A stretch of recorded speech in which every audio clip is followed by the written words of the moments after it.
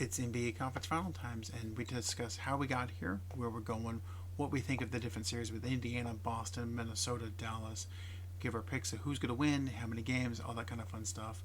We even give live updates of Game 1 of the Boston Indiana game.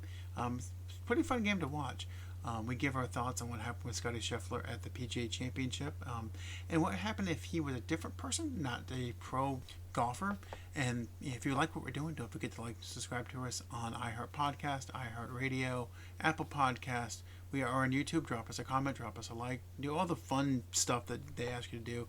Also, don't forget we have a Patreon, so just come join us.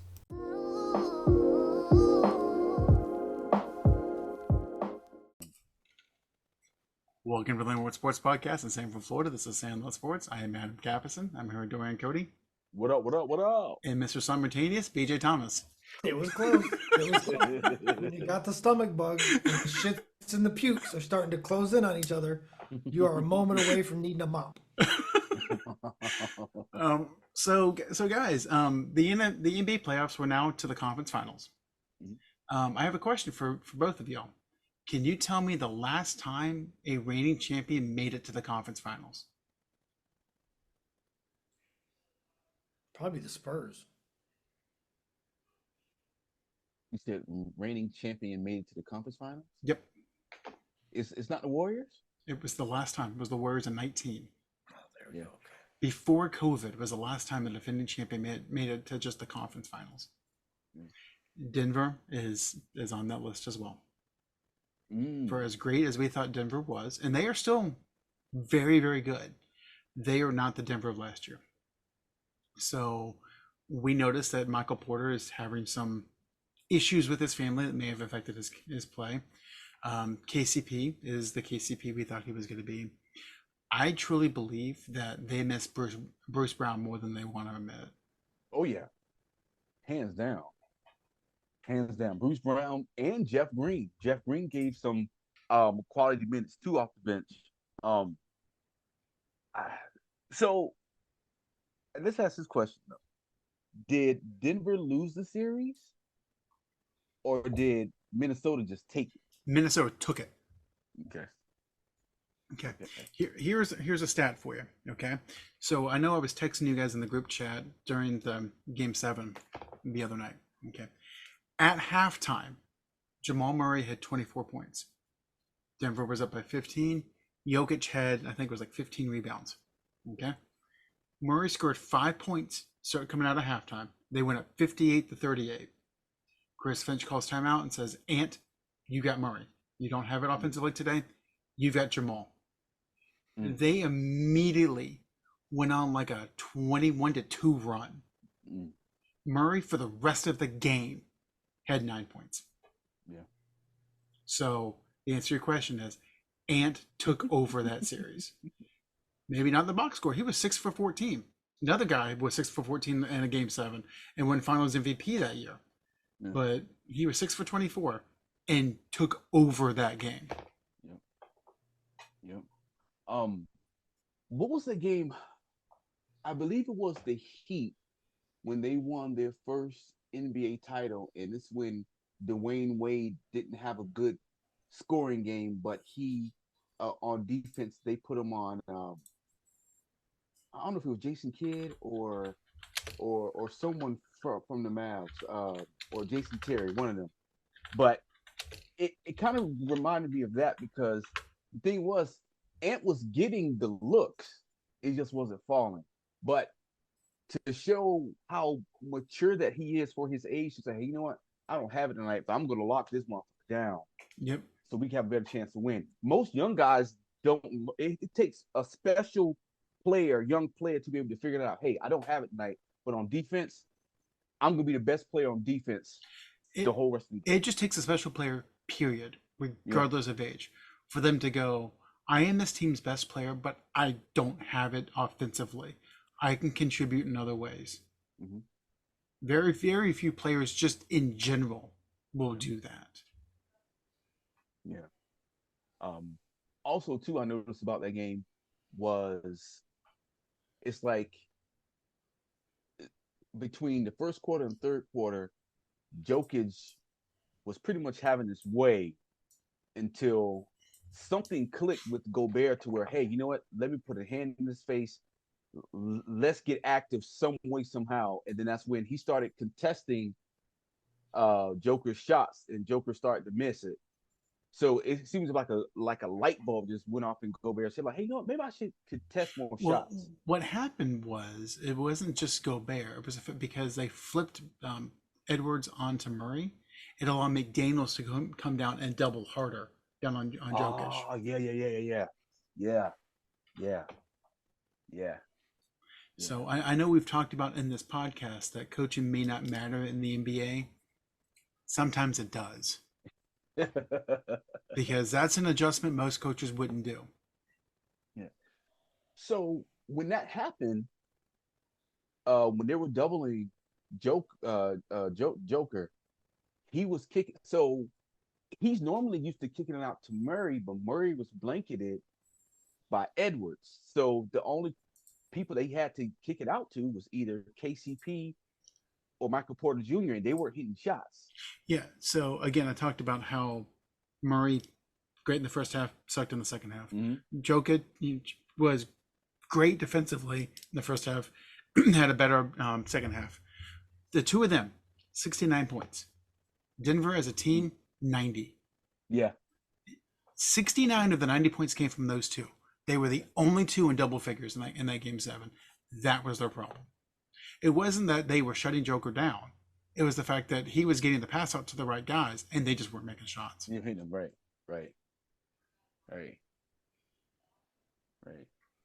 Man, that it was starting to get hard. It was starting to get hard to watch, especially when shots that like Michael Porter Jr.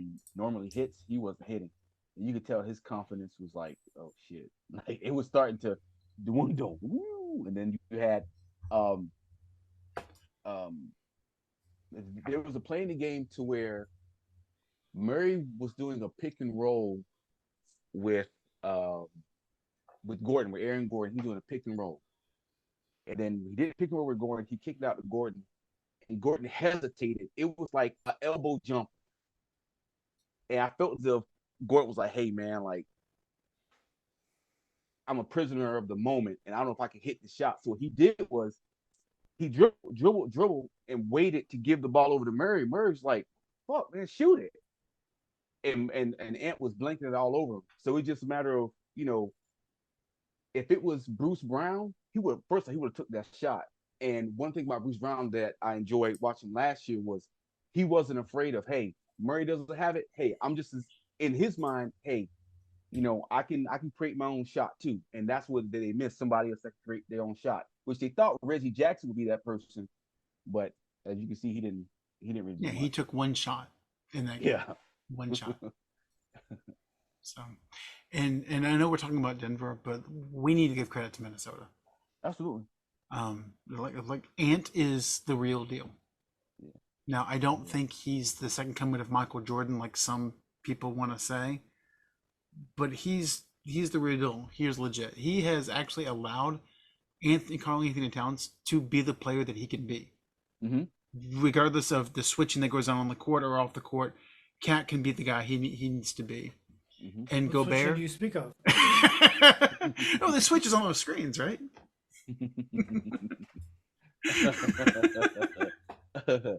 So I got a question about that. So when Jimmy Butler was in Minnesota, so how come Ant has been able to tap into Cat's like greatness as far as him being a good player compared to Jimmy Butler? Different personality. Okay. Just different personality. Different personalities and different methods will get different things out of people. Yeah. Because what I noticed is that Ant encourages Cat a lot. Hey man, like if it was for Cat, we wouldn't have, won this game. That's not Jimmy's game. Yeah. That's not how Jimmy plays.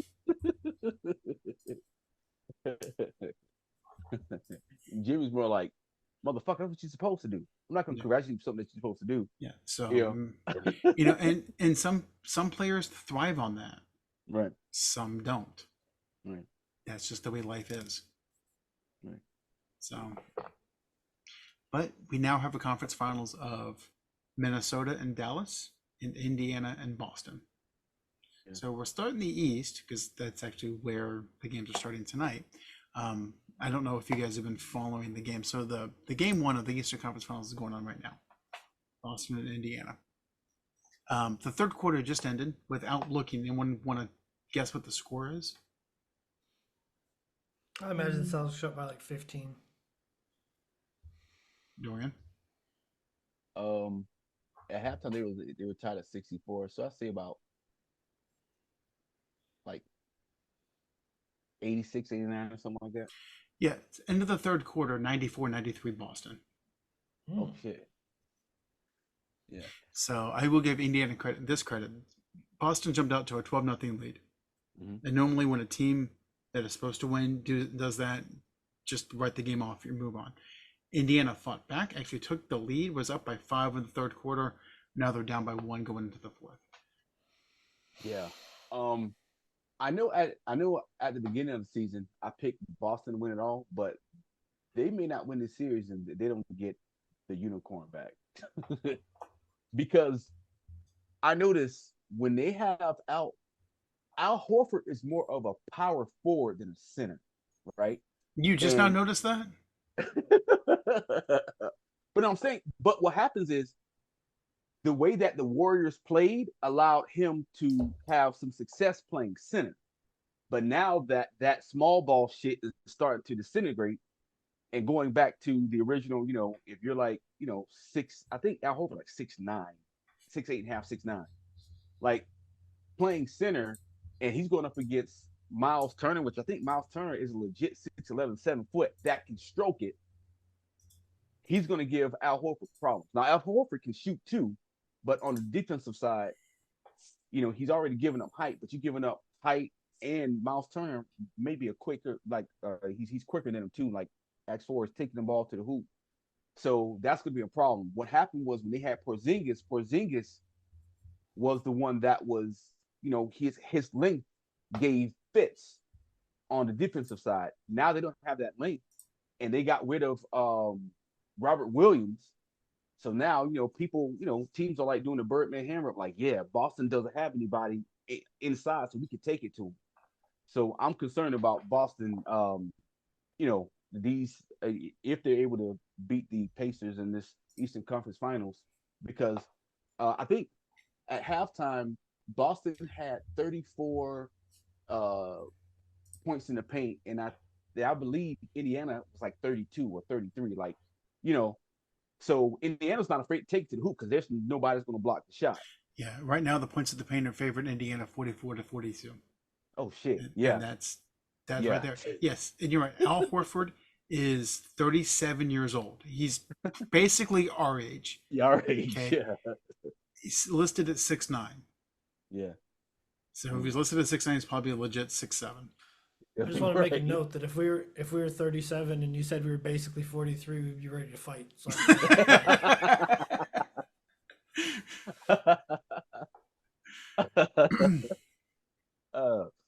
But yeah, so I don't know, man. The Celtics, I mean, they're going to need Porzingis, I believe, to get out of this, to go to the finals. They're going to need him. And the Celtics, I've watched a couple of their games in the playoffs, and their offense stagnates quickly. Like it's a lot of standing around, watch Tatum dribble the air out of the ball, watch him take a three. Tatum dribble the air out of the ball, pass to the Brown, shoot a three. There's very little ball movement, very little movement just as people, and it's very blah. I don't know how else to say it. It's like the personification of beige on a basketball court. Yeah. Yeah, I noticed that too because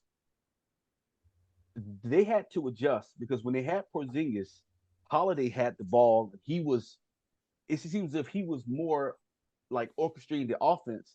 Now that they don't have Porzingis, so they had to make adjustments to their starting five. It seems as if Tatum has the ball more and Holiday's playing more off the ball.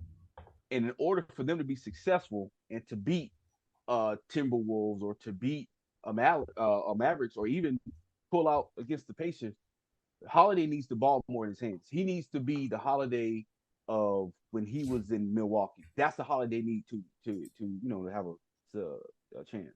So I just want to make sure I understand this right. So they need their point guard to act like a point guard.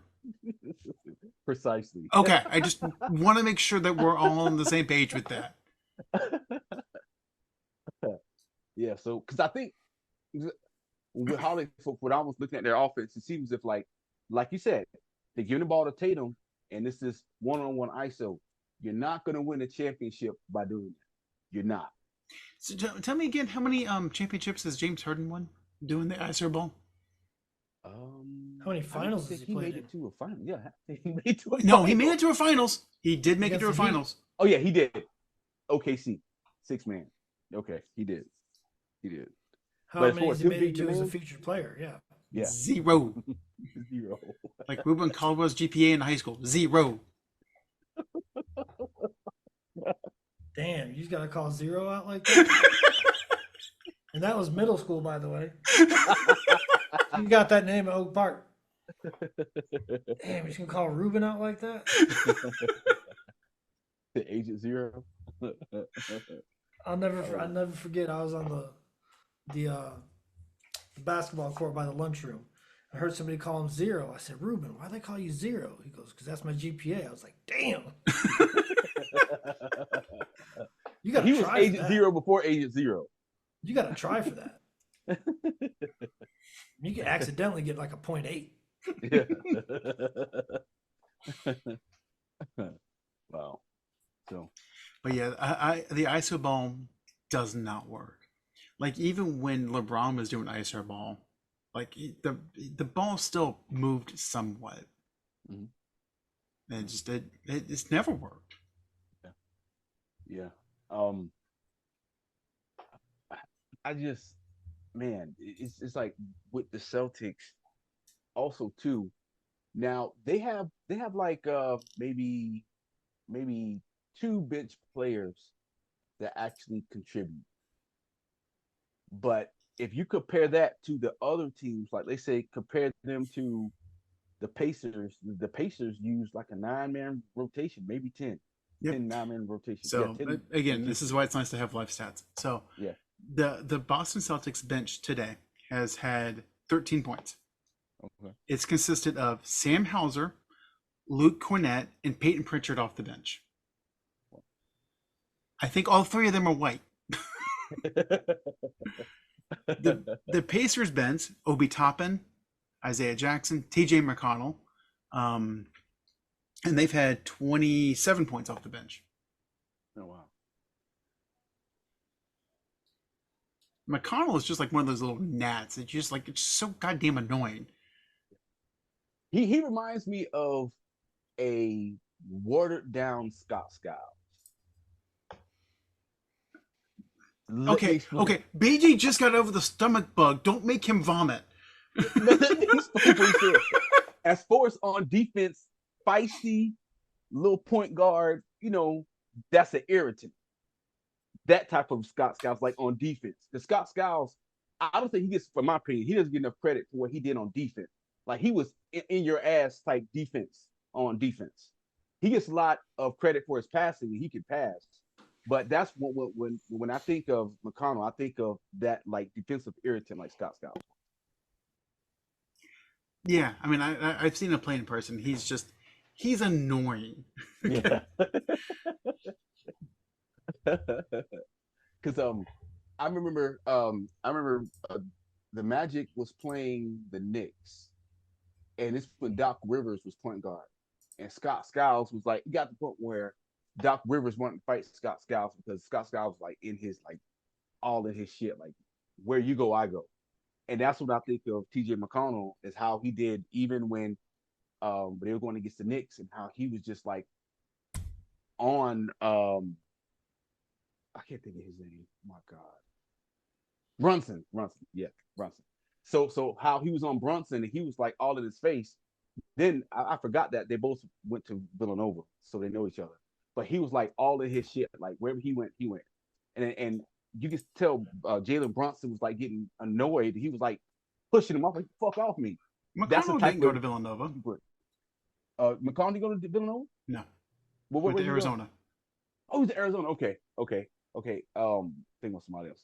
But but just the fact where like McConnell was like all in his shit wherever he went, like wherever Brunson went, that's where he was.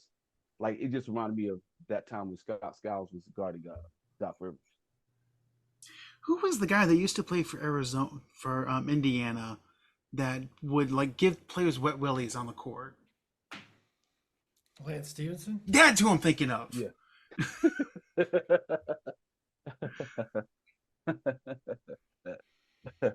Like that type of irritant. Yes. But Lance Stevenson was funny though, especially against LeBron. Like how like he Well, would, bro. Funny to us. Yeah, Funny to us. yeah. I know it was the other team. Like he would guard LeBron, and they were saying how like he would like rub on LeBron's like stomach and shit. LeBron be hitting his head away. Oh, You shit. do that shit to Dwight, he might like it too much. Yeah. Hey, all right, keep playing. You need that D now. Show you that D. Mm-mm. I'm gonna leave Dwight alone for he beat my ass. So Um, over in the West, it's like I said, it's Minnesota, it's Dallas. So just keep in mind that we are 2 weeks away from NBA Finals having either Anthony Edwards or Luca. yeah. So- I was gonna say that's gonna be a good series. I believe it's gonna go 7 games. You think 7? Yep, I believe 7. I believe it's gonna go 7 games because on either side, here's the thing.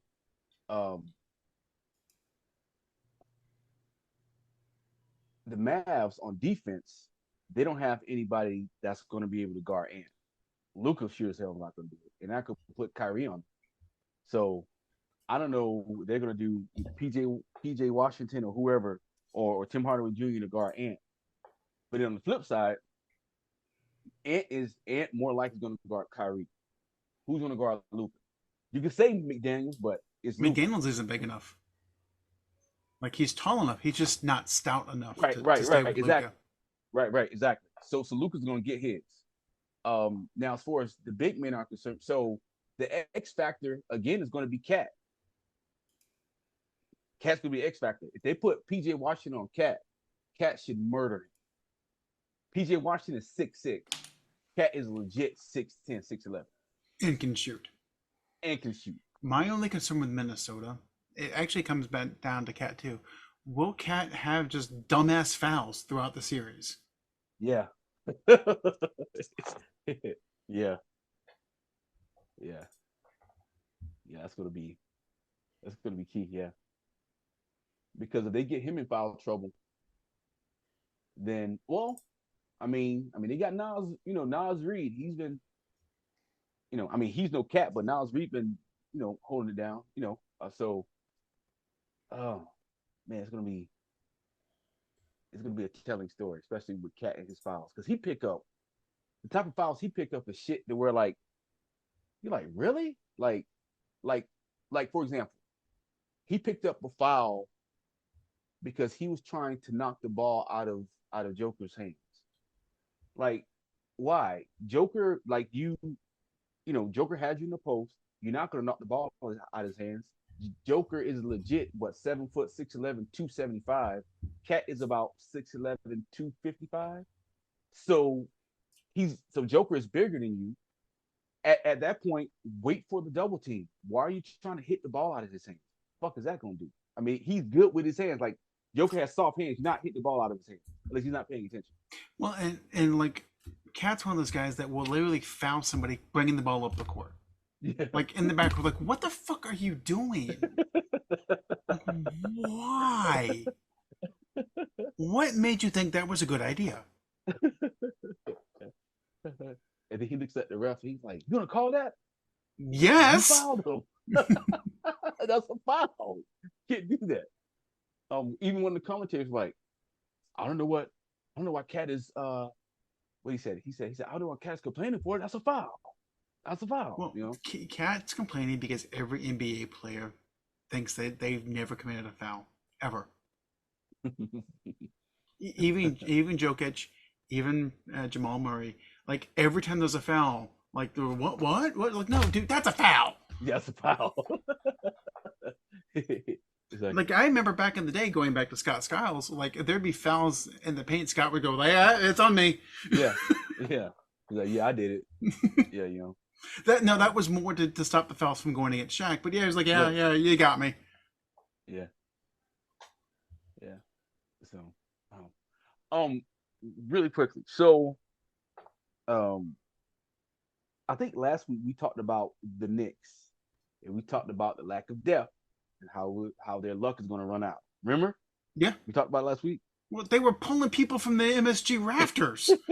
I was waiting for Bernard King to come back and throw on a jersey. Right.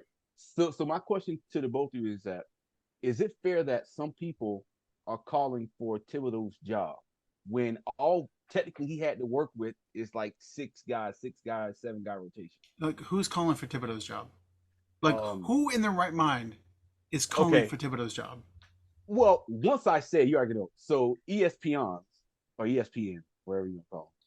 So there were some individuals, correspondents, that were saying that Thibodeau should be fired because he didn't properly handle Josh Hart's injury. They were saying that OG Anunoby's injury could have been avoided. Like they were saying that his substitutions should have been more frequent, even though like have him play like every 10 minutes it should be a substitute. They were like every 7 to 10 minutes it should be a substitution. But they were like Thibodeau was letting them like play out. They were playing like 48 minutes or 40 plus minutes, and they said that led to the injuries to Anunoby, to Hart, Because they didn't have anybody else on the bench. Right. And that's what Jason Williams said. Jason Williams was like, what do you do as a coach? Like, he said their team is depleted. Everybody's hurt. Now, you know. Yes, there is some validity to saying that Thibodeau overplays his players. Yes, that he does. There's also some validity to saying that without Thibodeau, this team is not making Game 7 right. of the Eastern Conference semifinals. Absolutely not. So you take the good with the bad. And honestly, you redo your bench. Yeah. Because, okay, so OG Anunoby. Thibodeau's minutes caused him to get hurt. No, he got hurt in Toronto a lot. Mm-hmm. Okay, Julius Randle was hurt. Well, he's been hurt a lot. A lot. Yeah. Okay, some guys just get hurt. That's just what happens. Yeah, but he also has a reputation for running his players into the ground in practice. Yeah, again, two things can be true.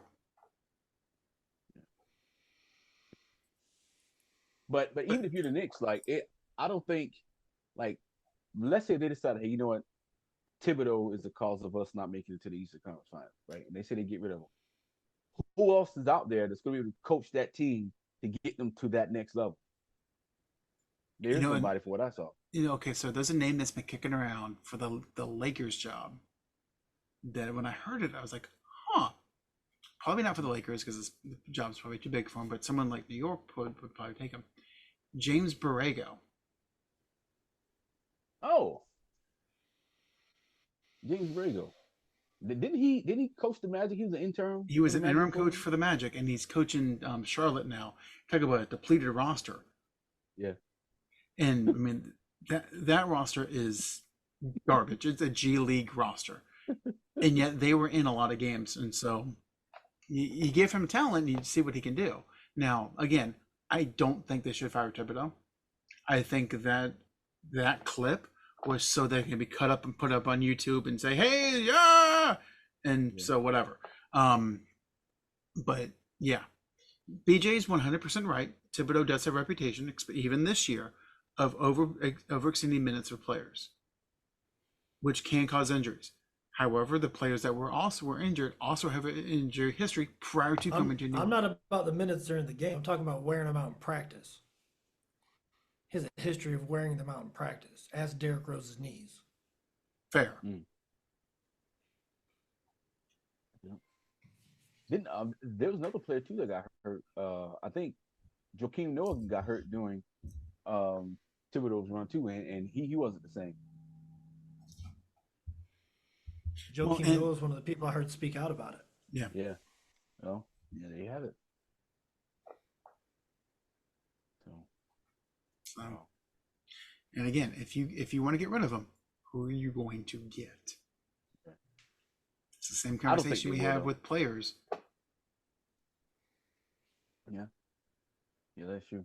So speaking of coaches, so I read that the reason why the Lakers are highly interested in JJ Redick to be the coach is because they said that he reminds them of like a young Pat Riley. Is what I read. I want JJ Redick to be the coach of the Lakers because I co-host a sports podcast on a weekly basis, and I need content. Give us so much content. I would love for JJ Redick to be the coach of the Lakers for 2 years, then get fired, and LeBron retires, goes on JJ's podcast, and they're just kicking back, and LeBron says, "Yeah, I never wanted you to be the coach anyway."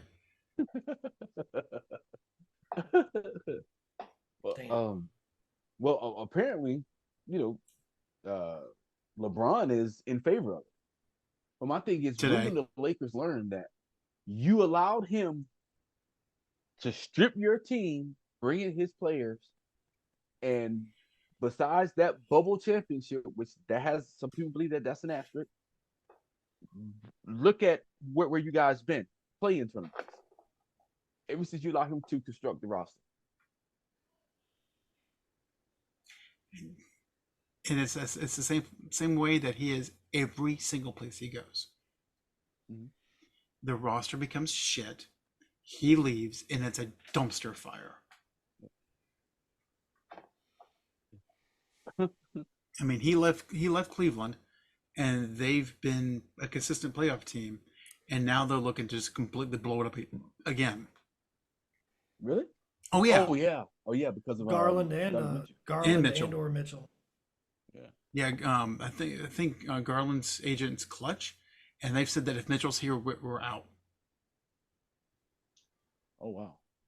They don't like playing with each other that much? No. Well, and we said it the last round when Cleveland played Boston. Those 2 games that they didn't have Mitchell, everyone else played harder. Oh yeah. Yeah, I saw that. Yeah. So I mean, it's kind of like what's going on in Atlanta, where Trae Young and Javante Murray, like, they don't want to play with each other, and I don't think it's Murray's fault. I think no one wants to play with Trae Young. Yeah.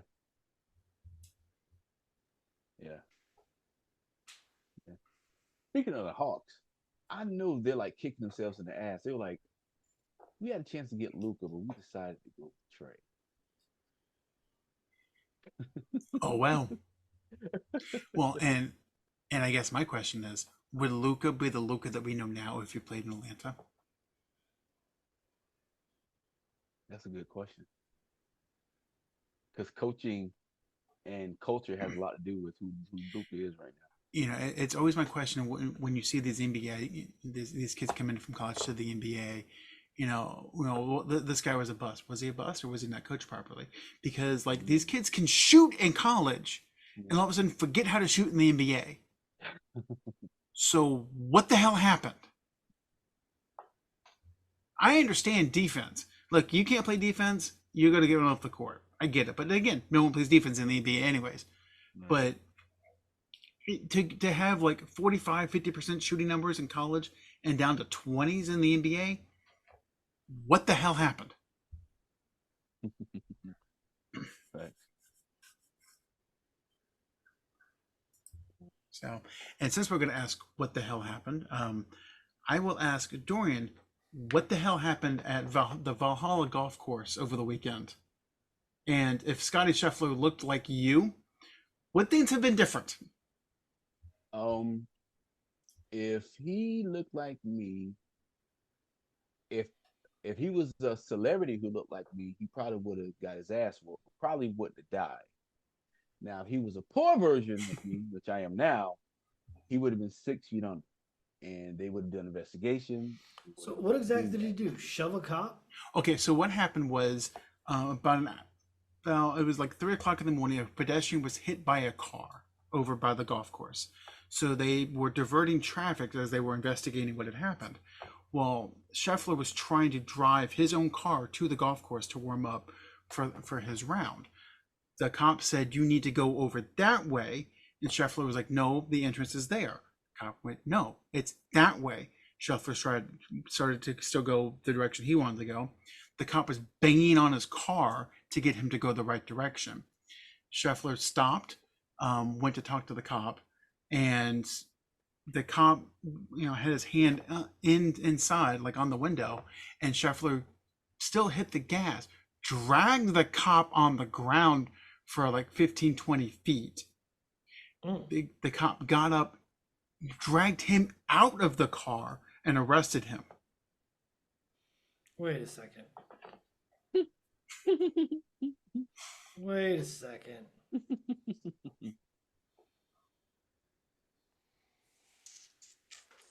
I'm waiting for Yeah. I mean, do we have to talk about it? Does everybody else here know what would have happened? Yeah. Oh, you got to tell me. Oh, I already know. I'm like, he dragged. I worry about our listeners. Do our listeners know that? I'm sure they do. If they don't, something's wrong. I was just shocked when I saw. When I read, I'm like, the cop was holding on and he dragged the cop. I'm like, oh shit, he getting arrested. No, yeah, he got arrested, but don't worry, his arraignment's going to be in a couple weeks.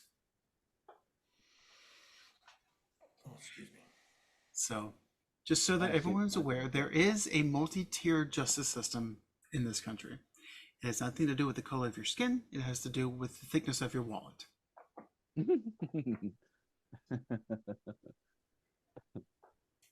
So, yes. That's crazy. Yeah, I heard this from, because I woke up and I looked, I'm like, why was he arrested? And I saw like there was a pedestrian that was hit and died. I'm like, did he have something to do with that? Like, what's going on? And then I read more. I'm like, first of all, what the hell are you thinking? Yeah. And second of all, if he was not some uppity white guy, he'd be dead. Yeah. Hands down. Hands down. So they would have said, that was attempted murder. I fear it for my life. Yeah, exactly. No, it was a mistake. Just a mistake. A misunderstanding. A miscommunication. That's all. So, and here's the best part, is the cop's body cam was turned off. But Oops. Because ESPN was there recording it. Mm-hmm. Yep.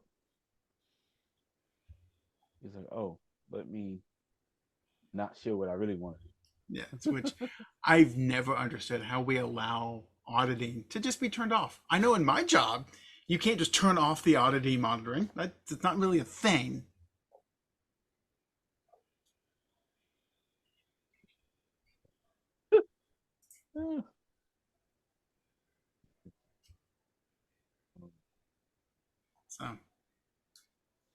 So, go ahead.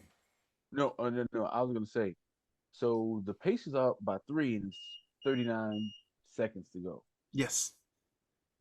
Man, Boston's got the ball. They just called timeout. Ooh. Man, Boston may be in trouble, guys. If Indiana's able to steal this game, all they do is steal one. Steal one, lose one. It's still I don't buy that because Boston has a history of losing game twos at home. Yeah. So in multiple series in the past, Boston has gone on the road 1-1. Now, granted, that's after losing game 2, not game 1, but that's commonplace. So you think so? Let's see. If Boston loses tonight, you more likely we think that Boston's probably have that sense of urgency and win game 2 Yes. on Thursday. Yep. So this just came across my phone. I just got the notification.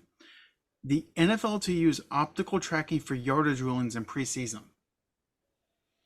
The NFL will implement optical tracking systems for yardage rulings this preseason for potential for full-time implementation. They consider this to be a test run for accuracy of line to gain rulings. So instead of the chain, they're actually going to like use lasers and figure out like, did you get a first down or not? So the NFL has officially progressed into the 21st century. Wow. Well, So mostly. no chains. Huh? Mostly. Now, when they start doing it for like, did the guy score a touchdown? Then yes, we'll be there.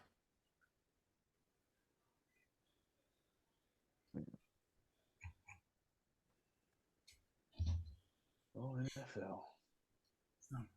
But yeah, and Dorian, answer your question, I still think Boston's going to win. They're probably going to win the next 4 games. This will probably be their wake up call. Okay. But I still say that this shows you how valuable coaching is. We're at Carlisle, while he had not won a playoff series since the Mavs won the championship back with Dirk. He's a really, really good coach. And part of the lack of playoff series is just talent. He runs circles around Missoula there in Boston, and it's showing. Absolutely. So, Rick Carlisle, what coaching tree is he from? I want to say Larry Brown. Yeah, I think yeah.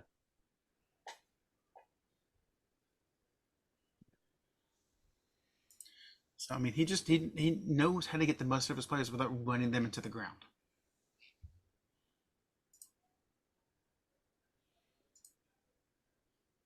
So yeah, and to your point, it's 117, 114 Indiana, 8.5 seconds left. Who has the ball? Boston. Indiana just turned it over. Damn. I would say let Derek White hit a 3. Yeah, he probably will. Yeah.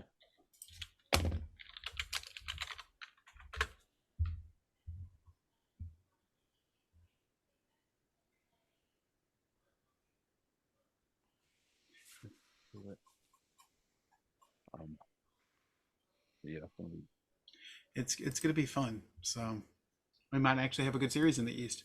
The West, I think we talked about that we'll have a good series. So, and then we'll get into be late in the show. So, BJ, we got any Florida stories this week? Yeah, so there's this guy northeast of us who stole his roommate's truck and his pants. I guess that's the most effective way to get the wallet out of the house. So now he's being charged with grand theft auto and pickpocketing. Did he really pickpocket? Because he just took the pocket.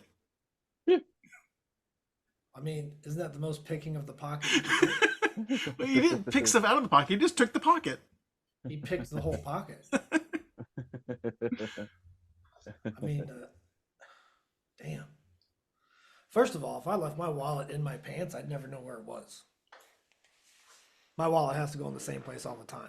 If anybody knows me, they can rob me easily. Yeah. See, I'm just the opposite. Like my wallet and my keys stay in my pants, and I just swap them out in the morning. You're asking for wet money over this house. I will mess that up, I promise.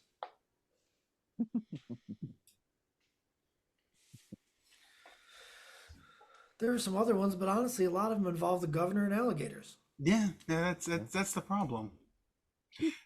So ironically, so we went to a resort over the weekend in Legoland, and they have like this little kid play area for the water, and they have an alligator that shoots water out of its mouth, and the kids can play on, but you're not supposed to climb the alligator. And the lifeguard was just like, just kids, get off. You cannot climb this, and you're going to slip, and you're going to fall, and you're going to get hurt.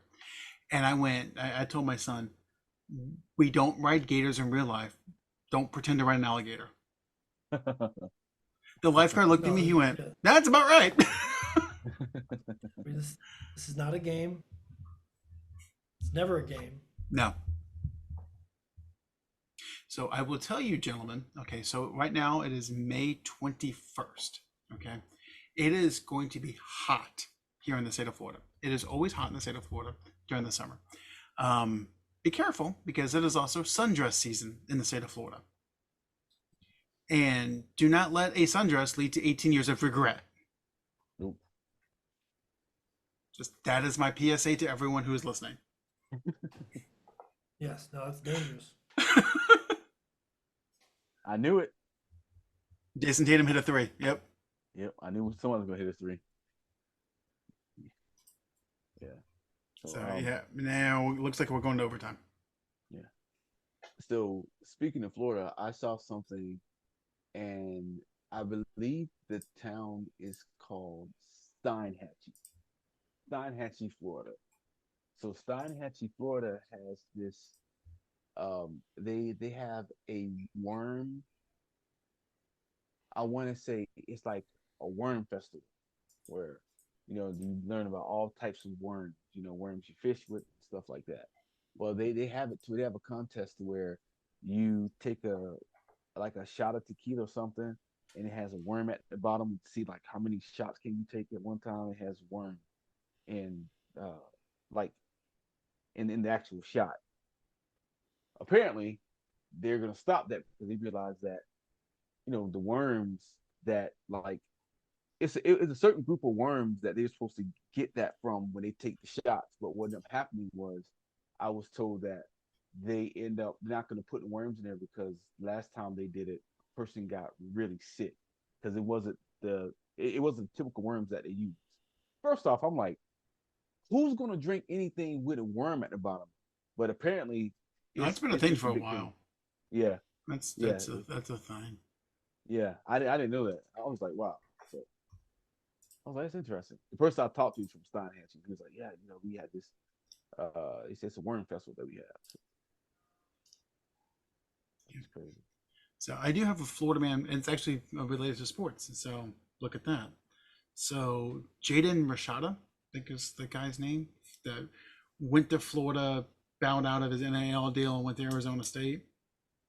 So he's actually now suing Billy Napier and the University of Florida and the Booster Society for not paying up on their deal, on their NIL deal. Seems legit.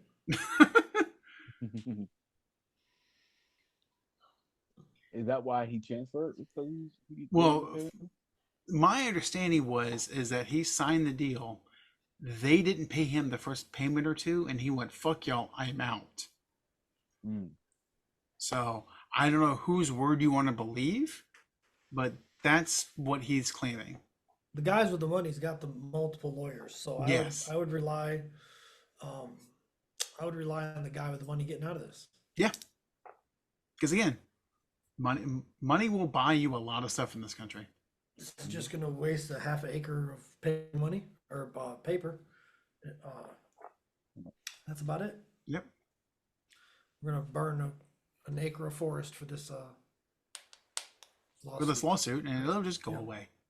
My guess is he'll probably be paid off like a fraction of the settlement that he wants, and it will never be heard from again. Well, if that happens, it's going to set precedent. So I'd be very surprised if it happens. There's already a lot of backlash with the NIL stuff as it is. Yeah, and my big thing with the NIL is like, you guys had no like boundaries, no regulations. It was just go. And what do you think is going to happen? People are going to take advantage of it. It's the way life is. So tough.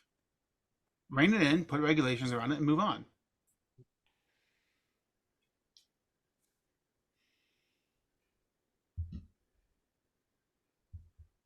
I was watching. They were showing the new trailer for the NCAA 25 football game. And I was watching like the behind the scenes of them making that trailer and the players they have. And I sat back and thought about something. I said, man, the NCAA makes fucking killing. They make a killing off these kids, man. make a killing off them. And they've been doing like, because I'm like for all this money that's been passed around between like EA Sports and the networks and all this shit, like it's like the NCAA. Like I can understand why they don't want to lose out on these now players getting paid and stuff because they've made so much money off of them. It's like that's the cash cow. Like especially with college football, you know. I was like, that's crazy. So just college basketball, okay, they signed a 14-year deal back in 2010. So it's coming up to be renegotiated. 14 years, $10.8 billion for just the tournament. Jeez. That's a shit ton of money. Hell yeah. But the kids are their problem. So, and okay, this was recent.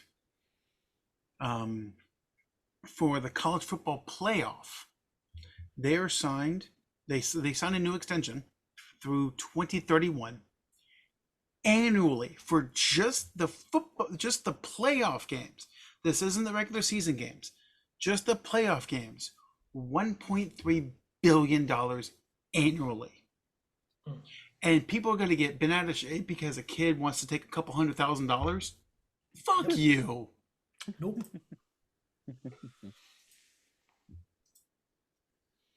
You know, Dorian's right. These schools and this quote unquote nonprofit organization of the NCAA has been making bank from these kids.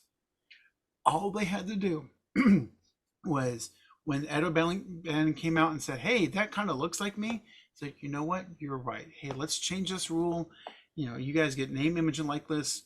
Let's sign it now. Back in '96, Yeah. they would have gotten a fraction of the money and would have been fine. No one would have said anything. Hey, you're still getting your money. You're still getting your free education. Yada yada yada. But because they didn't, because they thought they had the money and the power, they waited way too long and they got out of hand. And now there's way too much money floating around. So I don't feel sorry for them. I don't feel sorry for these schools that like Ohio State, like Nebraska, like USC that will spend millions every year to get recruits and they don't pan out. I don't care.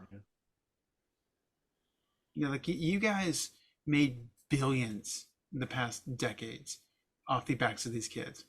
So now you have to pay them tough. And you got dipshit over in Clemson, Dabo Sweeney, saying that we didn't need to go through the portal because we got all the best guys right here. If they weren't here, they weren't better. I cannot imagine how he continues to keep his job. He speaks out against NIL. He speaks out against the portal. Like he's going against all the things these kids want. I just can't imagine they're going to keep going to Clemson as a first resort. Yeah. And let's not forget that Clemson, South Carolina, it's not really a hotbed of activity. No. Not at all. There was not a lot to do there. And so if you want to get the big recruits, you're going to have to play the game. So I will pose this question to you guys.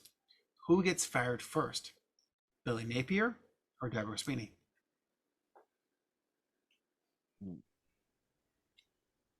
Well, I'll tell you this. Napier's got a lot of talent coming in. If it doesn't happen this year, it's not happening. But the way Billy's going along with the situation, though. Billy's trying. Portal, NIL, the whole 9 yards. I really think Dabo could lose it just based on his views on those two things alone. Like, imagine being a guy thinking about entering the portal next year, and the Clemson head coach said they aren't good enough to play with us. All right. Florida State it is. Yeah. Florida State, Florida, Georgia, Auburn, anybody that takes them. Yeah. Clemson's losing the luster that was around its name, also, by the way. Yeah. And let's not forget that, as last year proved, an undefeated ACC team is not going to be considered a top 4 team. Nope. That's not what it used to be. Too bad, so sad.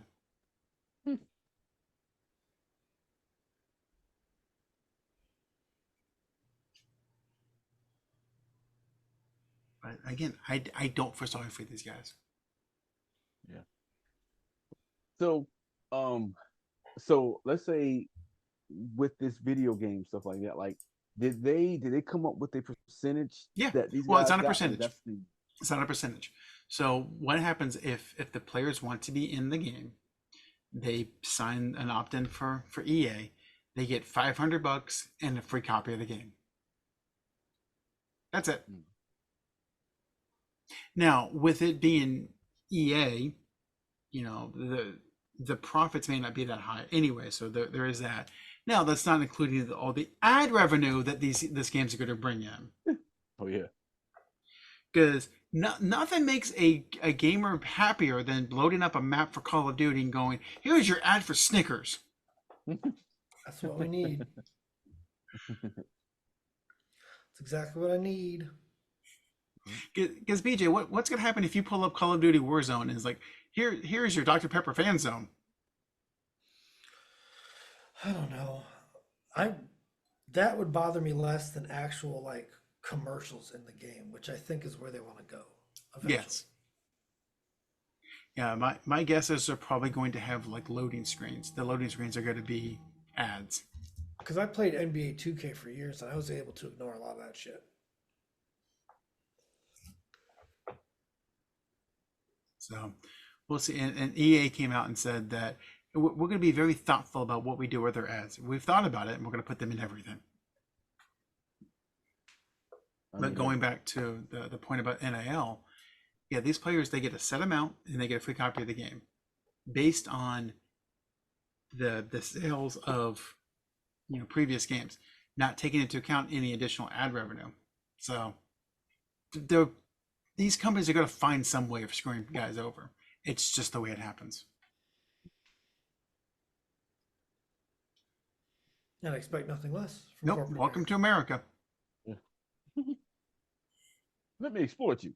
You have to? Yes, I have to. Yeah, that's guys. American way. That's how capitalism works. Right. I mean, I mean, P. Diddy just did stuff that corporate America taught him. yeah. You want success? Yes, bend over. Yep. Yeah. Take that. Come here, Meat Mill. Do it, Dorian. You know you want to. No. You know you do. No. I made that noise in the truck with the coworkers today, and they're like, I never needed to hear that video. I was like, I know, but I did, so you did.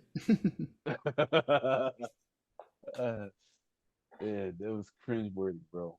Oh my god, it was cringe. I'm like, fuck is this shit? There it is. There it is. I knew it was only a matter of time. What are you supposed to do with that? You know what's worse is like the tone and the cadence is stuck in your head forever. You'll never forget that. That's not something. That's not something you just unhear. You don't unlisten to that. Yeah. That's why it's something you got to teach your kids. The internet's dangerous. You can't unsee stuff. No. You can't unsee Two Girls in a Cup. You can't. Oh. Yeah, you can't unsee things. So don't look for whatever your brain tells you to look for. No. You're gonna find it. You will find it. You will find it, and you will regret it. Yes. Oh, by the way, I went and talked to one of my family friends who's a real estate agent today. I was passing out some cards for my situation I got going on here, and she's like, "So what do you had going on?" Blah blah blah. I was like, "Yeah," and we do a podcast. She goes, "Oh, where can I find it?" I was like, "You're not allowed to listen to it. I'll never tell you the title." I was like, "You've known me since I was 8 years old. I'm going to let you keep that memory."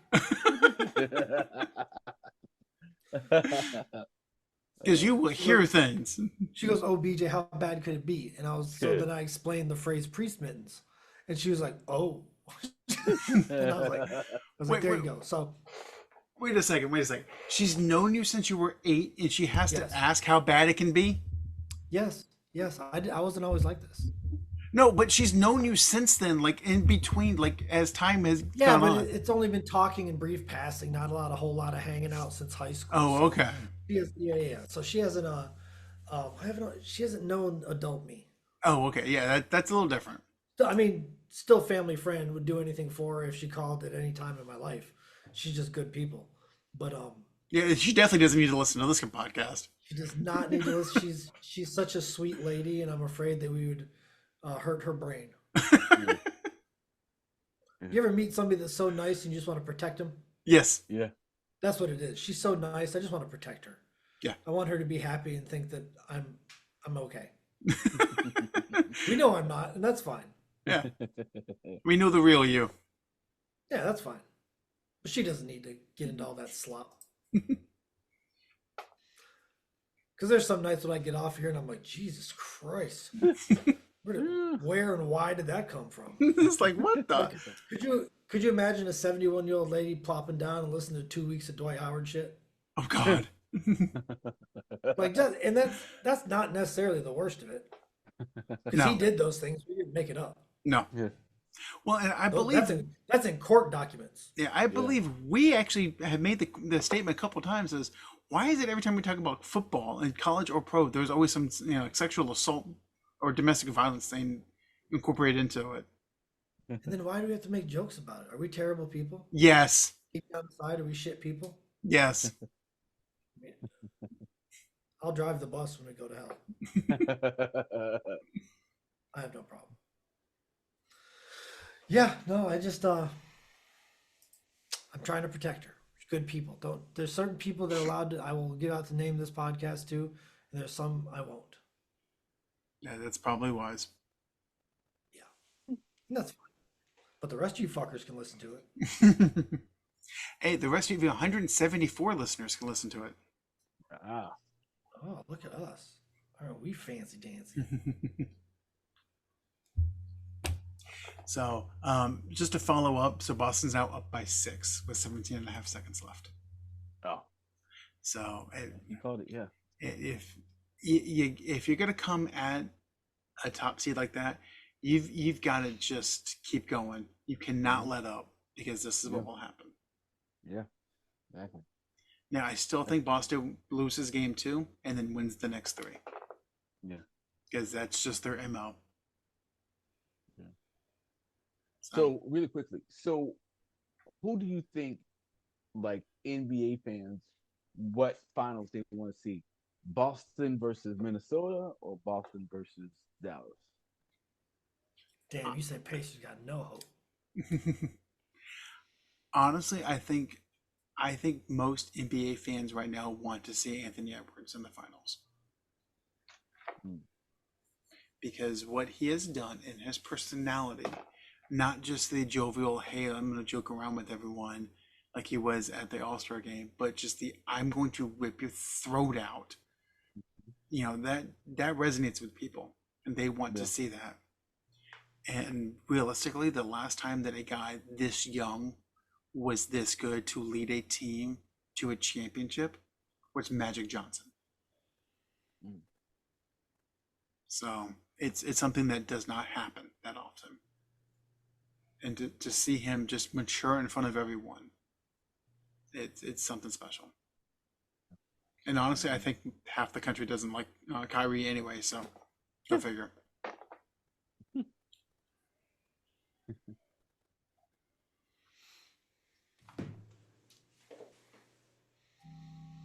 So I like Kyrie and Luca though. They're fun to watch. they are fun to watch. It's fun watching someone kind of like in real time mentor a younger person. It's really neat.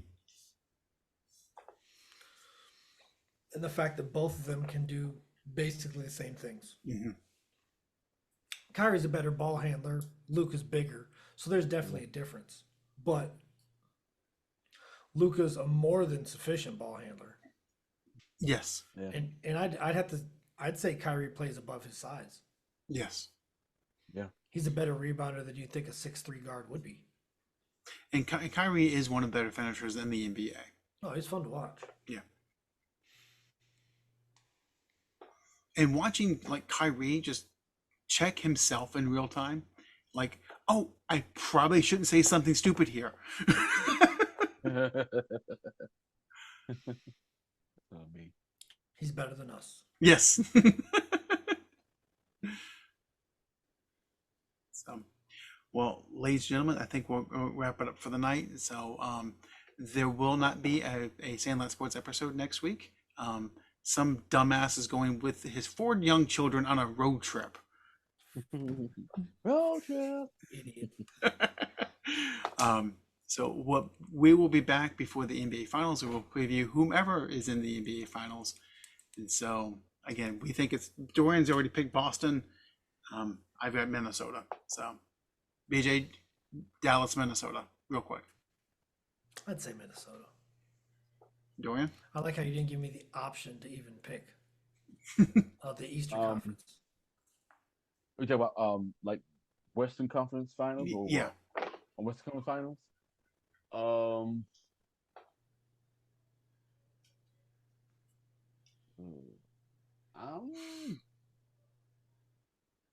That's tough, man.